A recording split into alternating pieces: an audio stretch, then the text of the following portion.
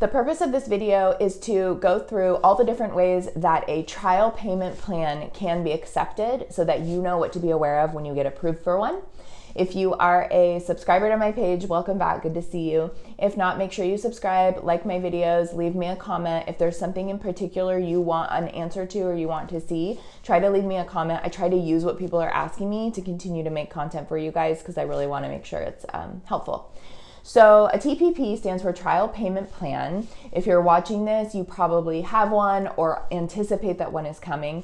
Most commonly right now, for those of you who are on a COVID forbearance plan trying to transition off of one into a loan modification, a TPP usually comes at the beginning of the loan modification approval process. So a TPP just means that it's a trial payment plan and that the bank has approved you for a modification, but they typically want to test the household income for a certain amount of time before they agree to give you the permanent modification. So most commonly, most trial payment plans are going to be for 3 months. You make 3 months worth of payments right around where they want you to pay officially. If you make it through your 3 months, then the bank at the end of the 3 months gives you your final modification documents, and then you execute those and then you're done. So especially if you have Fannie Mae or Freddie Mac and you're applying for one of these flex modifications, you can anticipate being offered a trial payment plan as the first step in the approval. So it's good. If you get a TPP, it's good. It means you're approved. It also means you have to be very careful to make sure that you accept it,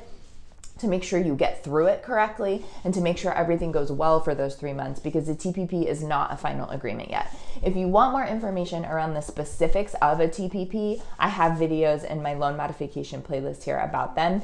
This video specifically is just about all the different ways the lenders want you to accept the TPP when they give it to you.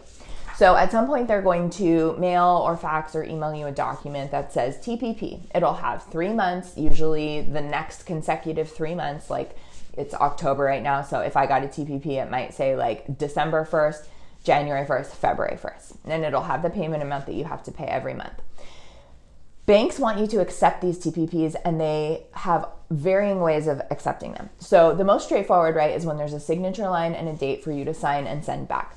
So obviously, if you get a TPP and you want to accept it, sign it and send it back. But the important thing to be careful here is about the date, right? So lenders will date a document, like they'll date the TPP and then they'll mail the document to you. But the time period between when they've dated it and then when it like goes through their mailroom and then it gets like mailed to you, that can sometimes be more than a reasonable amount of time. Sometimes that takes like 5 or 6 days.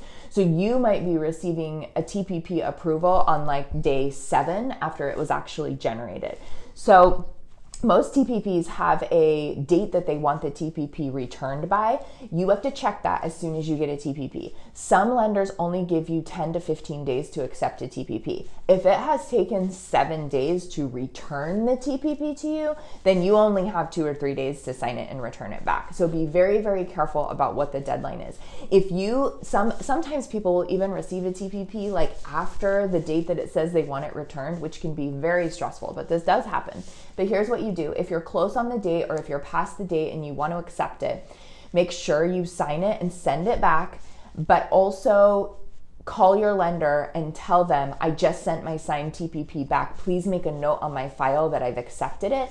And then make sure you blast that TPP via fax and email to your bank as well, so that they have it just fully on file in as many ways as possible. If you're a couple days late for some of the bigger banks and you send it via fax or email and they can see it on file, they will wait for it to be mailed. But you really want to make sure you're watching that date for the ones that need to be signed.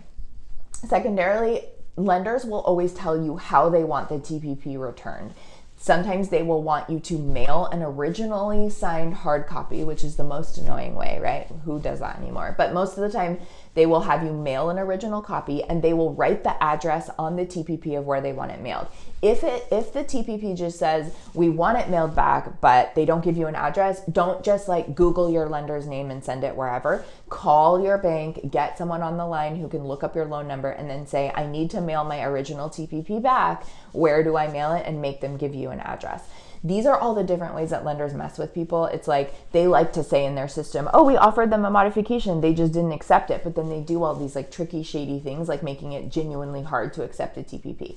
So if you have to sign it, pay attention to the date, and then make the lender tell you exactly where they want you to mail it. Many, many times TPPs get mailed somewhere different than where you were mailing payments. Lenders have all these different departments around the whole country, so it might not even be in the same state where you believe your lender is. So make sure you have that information.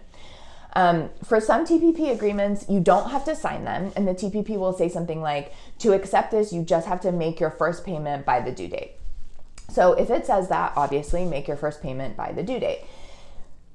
It is massively important that for your first payment of a TPP, you pay on time, shortly before or right on the day that they want you to pay them. Waiting a couple weeks, especially with that first payment, is not a good idea. I don't recommend doing that. Banks will sometimes specify how they want the first payment made. So you will see very frequently, especially in agreements from SPS, if you have SPS or Caliber home loans, sometimes they ask for the first payment to be made in certified funds. So that doesn't mean all 3 payments have to be certified funds, but that means that the first payment does. And so to get certified funds, right, you have to go to your bank and have them give you a certified check, or you have to do some sort of MoneyGram or money order. That usually qualifies as certified funds. But the safest thing I always tell my clients to do is just go to your bank, get a certified check, and then make sure you're paying attention to that. If you send a personal check when the bank has said to accept it, you have to send a certified funds, they will reject it, and then your TPP is in jeopardy and it becomes kind of a mess. I can't tell you how many times I step in to kind of just resolve weird certified check issues. So if they want you to accept a TPP based on making a payment, make sure you read the agreement in full to see if they've said anything about certified funds. And if you're watching this video and you have a TPP or you're upcoming on a TPP and you're concerned about what I'm saying and you get your TPP and it's not clear, always just call your bank and ask them a question, right? Does the payment have to be certified? Can I mail a regular check? All of that stuff can always be asked to them if the agreement that you're actually looking at isn't clear. Some lenders ask for verbal acceptance over the phone or a written acceptance sent in, but they don't give you a signature line on the TPP to send it in. That, I would say, is also an irritating way of requiring a response, right? You can start to see it's very deliberate how they just try to make things hard. So sometimes you'll receive a TPP in writing. There will not be a signature line on the TPP to encourage you to sign, but somewhere in the agreement, it'll say to accept the TPP, you have to send in written acceptance. And so what they're asking you to do now is write down on a piece of paper, I accept this TPP, sign it, date it, and either email, fax it, or mail it back, depending on what the TPP says. So read your TPP, make sure you know whether you have to do that. And then when you write your acceptance letter, include the following things: your loan number, your name as it shows on the mortgage, your property address, and the date. It is very, very, very important that if you're sending in a TPP acceptance letter, you put the date that you're sending it in, because if you don't, then the lender can take forever to upload it to your file, and then they can say something to you like, oops, whoops, we didn't get your acceptance letter back in time. So putting the date, your loan number, your name, your property address, as much identifying information as you can, and then write the date of the TPP in your acceptance letter. I always write acceptance letters like this. They say, I, whatever, Nadia Kilburn, accept this TPP that was offered to me on October 1st, 2021. And then that way there's no confusion about what you're accepting. It makes it really difficult for the lender to mess things up at that point. Best practices for TPP acceptance is to send everything tracked. So if you have to send your own acceptance letter in tracked, or if you have to send an original copy of the TPP back, taking it to a UPS store, a post office, or a FedEx store and telling them I need to mail this tracked so they give you a tracking number is always great. You do have to pay a little bit of money, which is annoying, but it is good to have that tracking number. Then you can follow it. You can see when it was delivered, and it really cuts down on problems. If the bank says like, we didn't receive it, you can say like, yes, you did. It came in on this day. And then they often can find it in that manner if they say they don't have it. And then my last comment is, if you have to request or accept your TPP verbally over the phone, do that as soon as possible, but also send in a written acceptance letter, even if they didn't ask for one, right?